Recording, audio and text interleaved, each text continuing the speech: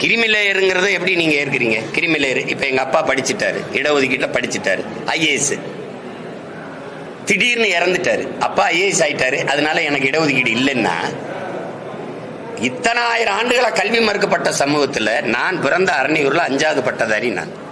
அப்படின்னா எங்க கிராமத்துக்கு கல்வி எப்பவும் சரி, எங்க அப்பாவுக்கு மட்டும்தான் கையெழுத்து போட தெரியும். எங்க குடும்பத்துல எங்க அம்மாவுக்கு நாங்க கற்பிச்சோம். இப்ப நானும் நீனும் ஒன்னா கிருமி லேயர்னா எனக்கு வேலை வாய்ப்பு கிடைச்சிருச்சு அப்படின்னா எங்க ஐயா இளையராஜா பையனுக்கு இடஒதுக்கீடு கூடாதா சொல்லுங்க? எங்க அப்பா பாரதி ராஜா பையனுக்கு இடஒதுக்கீடு கூடாது, என் தம்பி மனோஜுக்கு அவன் பிள்ளைகளும் இருக்கக்கூடாது. உங்க அப்பா நல்லா முன்னேறிட்டாரு இப்படியா? அப்புறம் இங்க பொருளாதாரம் நீங்க சாதி முன்னேறிச்ச உனக்கு அப்புறம் அதுக்கு இடஒதுக்கீடு உனக்கு அதுக்கு நீங்க கேட்கிற?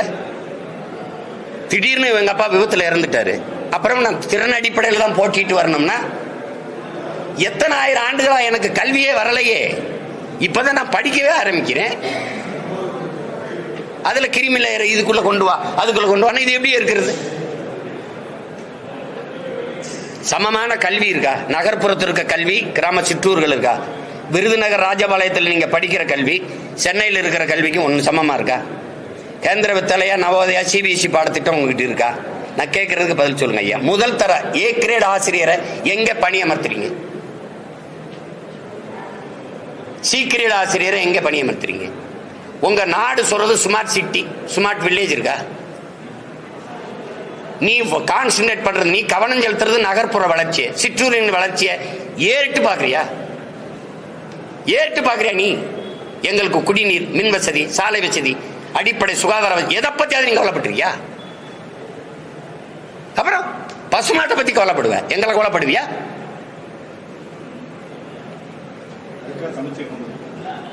சமச்சீர் அதையும் திரும்பி திரும்பி சொல்றீங்க. நான் கேட்ட கேள்வியில் பாருங்க, ஆசிரியரே சமமா பணியமர்த்தப்படல.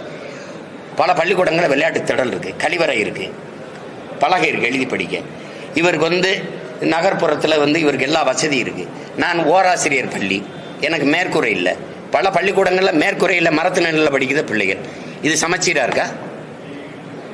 அரசு பள்ளியிலே சென்னையில் இருக்கிற கட்டட பள்ளிகளுக்கும் இங்கே நகர் கிராமப்புறங்கள் இருக்க பள்ளிக்கும்னா, நான் அரணியூர்ல படித்தேன், என் பள்ளிக்கூடத்தை பார்க்குறீங்களா? வாக்கு செலுத்துறதுக்கு மட்டும் அந்த 2 ஒரு சுவரு மேல ஆஸ்பெஸ்டா சீட் இருந்துச்சு, தரையில தான் உட்காந்து நான் படித்தேன். 2 ஆசிரியர் ஒரு ஆசிரியர் இருந்தாங்க.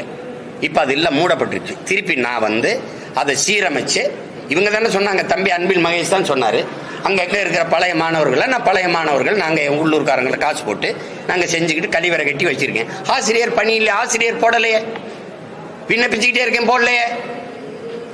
அங்க விளையாட்டு திடல் இல்லை, என் பிள்ளைக்கு கழிவறை இல்லை, நான் தான் கட்டி கொடுக்க வேண்டியது இருக்கு. அங்க படிக்கிற என் பிள்ளைக்கு 3ஆம் தர ஆசிரியரை போடுவீங்க, 3rd கிரேட் ஆசிரியர், 1st கிரேட் ஆசிரியர் எங்க போடுவேன்? நகர்ப்புறத்துல. சமச்சீர் எங்க இருக்கு? என் கையில ஒரு புத்தகம் இருக்கு, அரசு பள்ளியில சென்னையில படிக்கிறவர் கையிலேயும் ஒரே புத்தகம் இருக்கு. புத்தகம் ஒன்னா இருக்கு, பாட திட்டம் ஒன்னா இருக்கு, பாடமுறை ஒன்னா இருக்கு. சீர் எங்க இருக்கு? எங்க இருக்கு? நீ குளிரூட்டப்பட்ட அறையில் உட்கார்ந்து படிக்கிற, உனக்கு உட்கார்ந்த மேசை எல்லாம் இருக்கு, இப்படி எழுதுறதுக்கு வைக்கிறதுக்கு எல்லாம் இருக்கு, உனக்கு கணினி இருக்கு, எல்லாம் மணி எல்லாம் வச்சு படிக்கிற. எங்களுக்கு என்ன இருக்கு? எங்க இருக்கு சமச்சீர் கல்வியை நீங்க கொடுத்துட்டீங்க? வார்த்தைகளில் பெரியார் சமத்துவபுரம்னு இருக்கு, பேர்ல இருக்கு. அந்த இடத்துல கட்டப்பட்ட சமத்துவபுரத்துல எல்லா சமூகமும் ஒன்னா குடியிருக்கா? வளைவுல பேர் இருக்கு ஐயா, உள்ள இருக்கா? அப்ப எப்படி எந்த மாதிரி எடுத்துக்க? அது மாதிரிதான் சமச்சீர் கல்வி அப்படின்னா, ஓ சமமா ஆயிடுச்சு இருக்கு அப்படின்னு. பொதுத்திறன் போட்டியில நகர்ப்புறத்துல படிச்சவனும் சிற்றூர்ல படிச்ச நானும் போய் பொதுத்திறன் போட்டியில ஒன்னா போய் மோதி வெல்ல முடியும் நீங்க நினைக்கிறீங்களா? ஓராசிரியர் பள்ளியில படிச்ச நானும் 5 பாடத்தை 5 ஆசிரியர் நடத்துவார். அதுபோக நான் தனி பயிற்சி வச்சு படிச்சுக்கிறேன். கணிதத்துக்கு தனியா, எந்த பாடத்துல நான் பலகீனமா இருக்கேன், அறிவியல் அங்க தனி பயிற்சி வைடா, டியூஷன் வச்சு படிச்சுக்கிறேன், திறனை மேம்படுத்திக்கிறேன். நானும் நீனும் ஒன்னா அப்படி. நான் தென்ன ஜிம்முக்கு போய் அப்படி வச்சிருக்கேன் உடலை, எனக்கு இடுப்புக்குள்ள விளங்காது. 2 பேரும் ஒரே கோட்ல ஓடி வெற்றி கோட்டை தொடுனா எப்படி நான் ஓட முடியும்? சொல்லிக்கிறோம் நம்ம, எல்லாம் சமச்சீர் ஆயிடுச்சு, எல்லாம் சமத்துவம் ஆயிடுச்சு, எல்லாம் ஆயிடுச்சு அப்படின்னு. என்ன நீங்க விடுதலை பெற்ற நாட்டில் ஊராட்சி மன்ற தலைவர் தேசிய கொடி ஏற்ற முடியல. என் தம்பி ஒரு படம் எடுத்துக்கான், நண்பன், 20ஆம் தேதி வருது பாருங்க. அது அவ்வளவு வலியை சுமந்து வருது அந்த படம். என் நம்பி சரவணன் சரவணன் எடுத்துக்க. அப்படி நந்தன் 20ஆம் தேதி வருது. இப்படிப்பட்ட சமூகத்துல தான் இன்னும் வாழ்ந்துட்டு இருக்கோம். விடுதலை பெற்ற நாடுன்னு சொல்றோம், அதையும் நம்ம நம்புறோம். கொடுமை. ஒரு தாழ்த்தப்பட்ட ஒருவன் ஊராட்சி மன்ற தலைவராக வந்துடுறான். அவனை கொடியேற்ற விடலை. கொடியேற்றும் போது எல்லாரும் போயிட்டாங்க. சரி, பிள்ளைய நிற்குது, அதுக்கு மிட்டாயாவது கொடுப்போம்னு மிட்டாயை கொடுக்கும்போது தாழ்த்தப்பட்ட கையில் வாங்க மாட்டேன்னு பள்ளிக்கூடத்துக்கு பிள்ளைகள்லாம் வாங்க மாட்டேன்னு போகுதுன்னா அந்த பிஞ்சு நெஞ்சுக்குள்ளுக்குள்ள இந்த சாதியை நஞ்ச விதைச்சவன் யார்? இப்படிப்பட்ட சமூகத்தை இது வளர்த்து என்ன பண்ண போறீங்க? என்ன எங்கே போகுது நாடுன்னு? அப்புறம் நான் இடஒதுக்கீடு கேட்டா வகுப்பாரி பிரதித்துவம் தாடான்னா அவன் என்ன பண்ணுவான்றீங்க? ஏழைன்றீங்க. அவன் என்ன கொடுமையோ போங்க. வேற ஏதாவது கேளுங்க. என்ன சொல்லு? ராஜபாளையம் நகராட்சியோட 9 ஊராட்சியை இணைத்து வந்து மாநகராட்சியை தலைமையிட்ட போறதா ஒரு அறிவிப்பு உத்தரவு அதுக்கான சாத்தியம் ஆராய்ங்க. இதனால வந்து கிராமப்புறங்களுடைய சுயாட்சி பாதிப்புன்னு சொல்லிட்டு நிறைய பேர் எனக்கு ஒன்றும் இல்லை. எனக்கு இந்த ஊராட்சி ராஜெல்லாம் எனக்கு வந்து இது இல்லை. நான் ஆட்சிக்கு வந்தால் ஊராட்சி ராட்சி உள்ளாட்சியில் இருக்காது. அது செய்ய மாட்டேன். எம்ஜிஆர் செய்யலை. எனக்கு ஒரு கோட்பாடு இருக்குது. நான் பார்க்குறேன். நான் அங்கே இருந்து வளர்ந்து வந்ததுனால என் மக்களை வந்து ஓர்மைப்படுத்த விடாமல் சிற்றூர்களில் சாதிய வன்மத்தை ஏற்படுத்தி அதை பிளந்து பிரித்து போட்டு ஒரு தாய் பிள்ளைகளாக வாழுகிற சமூகங்களை கூறு போடுறதுல இது ஒரு பெரிய பங்கை வகுக்குதுன்னு நான் நினைக்கிறேன். நானே வேறு வரைக்கும் தண்ணி ஊற்றும் போது அங்கே ஒரு வேலைக்காரன் தேவையில்லைன்னு நினைக்கிறேன். நான் நல்லாட்சி கொடுக்கும்போது அங்கே இதுக்கு ஒரு உள்ளாட்சி மாவட்ட ஆட்சியர் வட்டாட்சியர்லாம் என்ன பண்ணுறாரு? நான் ஒரு நலத்திட்டம் போடுறேன்னா அதை செயல்படுத்துறதுக்கு தானே அந்த மாவட்ட ஆட்சியர் வட்டாட்சியர் வச்சுருக்கேன். இவ்வளோ அதிகாரி இருக்கான். அப்புறம் அங்கே கவுன்சிலராக இருக்க வேணா அப்படியே கரபடியாத கை காந்தியின் வாரிசுகளா இல்லை காமராஜின் பேரங்களா? சொல்லுங்கள், என்ன பண்ணுறீங்க நீங்கள்? சொல்லுங்கள் தம்பி, என்ன நடக்குதுன்னு சொல்லுங்க. அதை விட வேலை என்ன இருக்கு?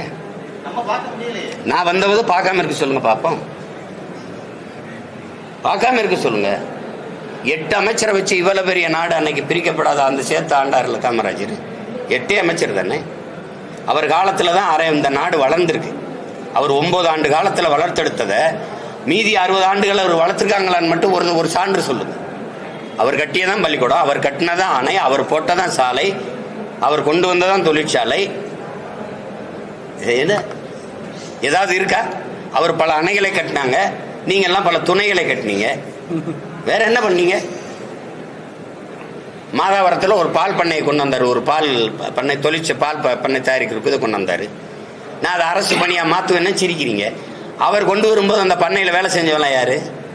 அது அரசு பணி தானே. அதையா மூணு ஆவின் பால் விற்கிற எங்க மாட்டுப்பால் விற்கிறீல்ல, மாடங்க பதில் வச்சிருக்கீல்ல. ரேஷன்ல அரிசி போடுவியா? விவசாயம் எங்க இருந்து அரிசி வருதுன்னு கேளுங்க. என்கிட்ட கேள்வி வைக்கிறீங்கல்ல, ரேஷன்ல அரிசி போடுறீங்களா, அந்த அரிசி எங்கிருந்து வருதுன்னு கேளுங்க. நீங்க சாராய போத்தல்களை இந்த டாஸ்மார்க் சரக்கை பாதுகாக்கிற குடோன் எப்படி?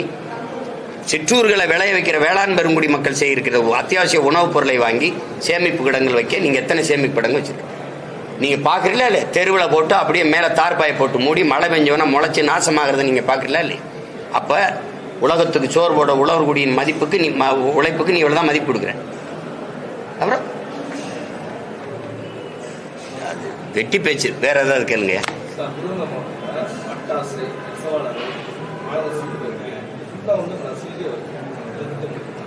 நசிங்கிக்கிட்டே வருதா?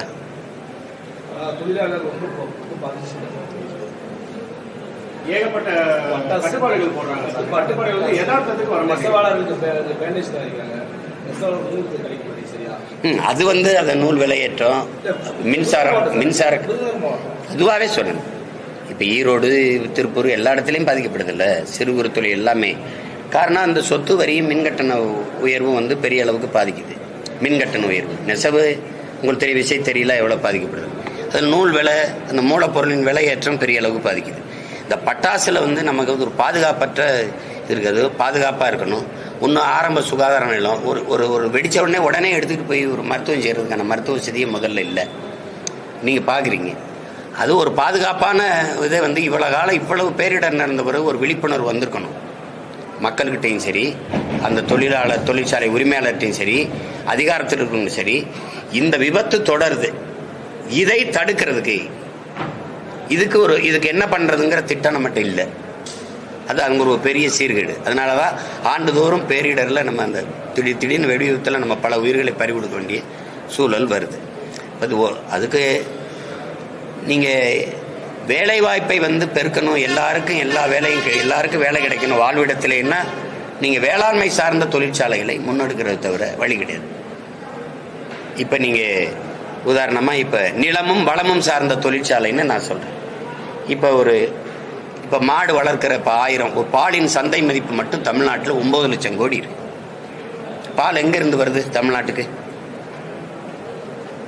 ஆந்திராவிலேருந்து வருது. ஏன் ஆந்திராவிலேருந்து வருது?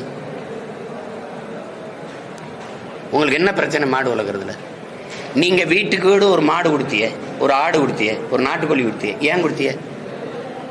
வறுமை போயிடும். நீங்கள் வீட்டில் வளர்க்க சொல்லி எங்கள் ஆத்தாளப்ப கொடுத்திய. நான் என்ன சொல்கிறேன், அதை நாட்டில் வளர்ப்பேன்றேன் தானே. ஒரு நாட்டுக்கோழியின் விலை, கறி விலை எவ்வளவு? 650 ரூபா. ஆட்டுக்கறி விலை எவ்வளவு? 1000 ரூபா. ஆடும் மாடும் நடமாடும் வங்கி அப்படி சொல்றான், மொபைல் பேங்க்குங்கிறான், நடமாடும் வைப்பகம்ங்கிறான்.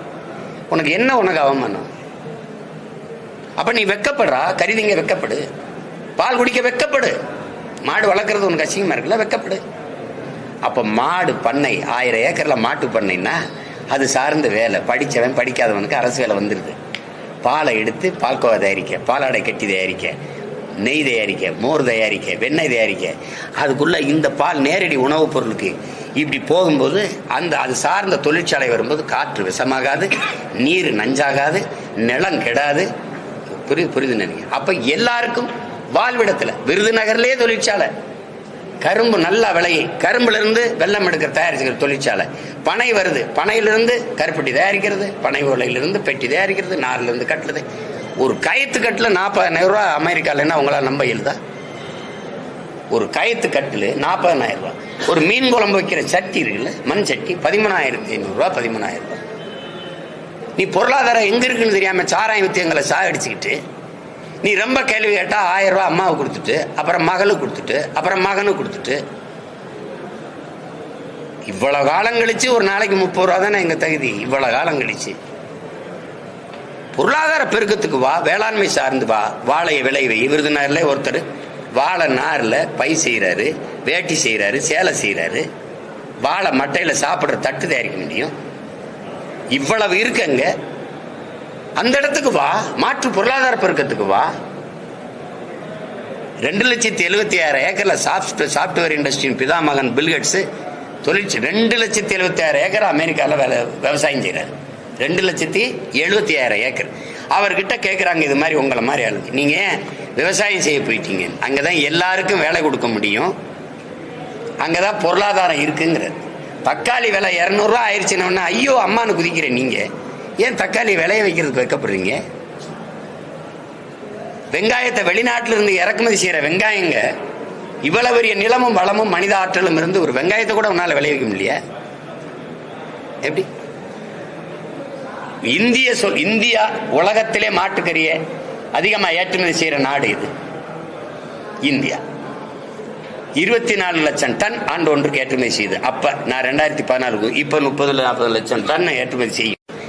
Beef export Hindustan is number 1 நாட்டின் பிரதம அமைச்சரே சொல்றாரு. உங்களுக்கு தெரியும். அதிகமா அந்நிய செலாவணியை வருவாய் ஈட்டுகிற ஒரு தொழில் ஏற்றுமதி, மாட்டுக்கறி ஏற்றுமதி தான். மாடு வளர்க்கறதுக்கு என்ன பிரச்சனை? இந்த மாட்டுக்கறியை ஏற்றுமதி செஞ்சு அதிக லாபம் ஈட்டிட்டு வருது இந்தியா. யாரு எந்த நாட்டுக்கு ஏற்றுமதி செய்யுது? அவ்வளவும் கிறிஸ்தவ இஸ்லாமியர் நாடு. அவன் காசை வாங்கி சாப்பிடுற இந்த நாடு, இந்த அதிகாரம் இஸ்லாமியர்லாம் அடிச்சு வெளியில போடா, கிறிஸ்தவெல்லாம் ஓடுறா அப்படின்னா எப்படி? அப்ப ஊரானுக்கு நீ மாட்டுக்கறியை ஊட்டி விடுவா, உள்ளவன் சாப்பிட்டா அடிச்சு கொண்டு விடுவ. இது ஒரு தத்துவம் வச்சிருக்க நீ. பாலின் சந்தை பொருளாம் பிரேசில் நம்பர் 1 இருந்தது, முதலிடத்துல இருந்தது பால் ஏற்றுமதியில. இப்ப பிரேசிலையும் முந்திக்கிட்டு இந்த இந்தியா வருதுன்னு சொல்றாரு. டைரி டேல பிரதமர் பேசுனது இருக்கு. பால்ல மிகப்பெரிய பொருளாதாரம் இருக்கு. இப்படியே பேசுறாரு. இந்த மாதிரி மிகப்பெரிய பொருளாதாரம் இருக்கு. பால் வித்தாலே நம்ம பொருளாதாரத்தில் தற்சார்பு அடையலாம். ஏன் பால் விற்கல? ஏன் மாடு வளர்க்கல? உனக்கு என்ன பிரச்சனை? எப்படி மேய்ச்சல் நடத்த நான் உருவாக்குவேன். 21 லட்சம் ஏக்கர் விளைநிலங்களை உருவாக்க போறேன்னு அம்மா ஜெயலலிதா சட்டசபையில பேசுனது இருக்கு. இப்ப கேட்டிருக்கீங்களா? நான் அனுப்பட்டா அது அப்படியே எப்படி சாதாரணமா கடந்து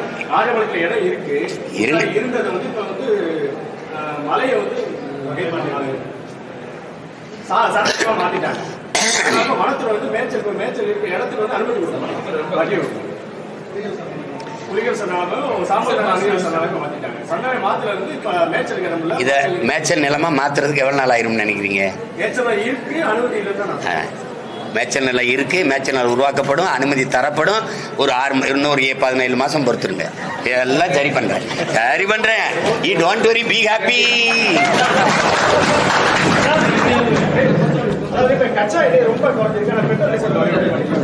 அதுதான் நீங்க வெளிநாடுகள்ல என்னதான் இந்த மூலப்பொருள்